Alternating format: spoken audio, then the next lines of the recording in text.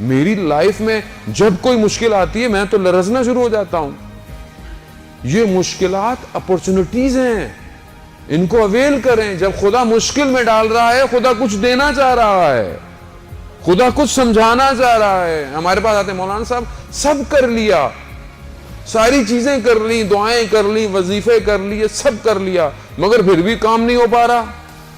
عزیزان محترم, کہیں کوئی سوئی پھنسی ہوئی ہے, یا تو کوئی ایک نیک کام تھا جو آپ نے چھوڑ دیا ہے, یا کوئی ایک ایسا غلط کام ہے جو آپ نے کرنا شروع کر دیا ہے, یا کوئی ایک ایسا غلط کام ہے جو آپ نے کرنا شروع کر دیا ہے. اس دور کے لیے میرے پاس کیا پلاننگ ہے؟ ہم نے اپنے دلوں کو خوش کیا ہوا ہے. امام زمانہ آئیں گے, پرانا زمانہ آئے گا. پرانا زمانہ بھی اگر آئے گا تو گھوڑا چلانا آتا ہے آپ کو؟ تلوار چلانا آتی ہے آپ کو؟ نہ تو پرانے زمانے کے لیے تیار ہیں, نہ نئے زمانے کے لیے ہم کچھ کر رہے ہیں. تو ہم کر کیا رہے ہیں؟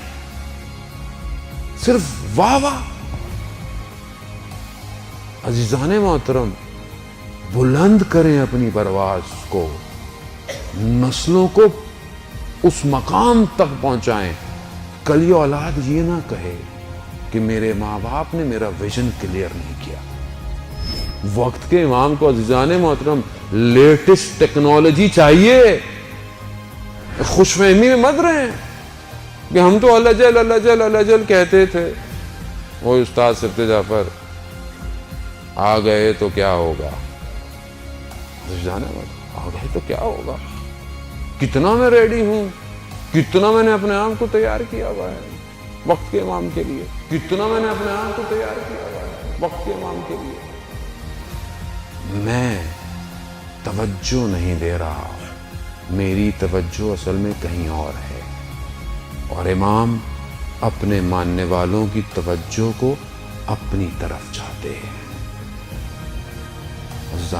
جوان ہیں آپ, جوان جب تک اپنا ویژن کلیئر نہیں کرے گا پرواز نہیں کر سکتا, اور اپنے آپ کو جب تک پاک نہیں کرے گا الہی رنگ اپنے اوپر ڈھال نہیں سکتا.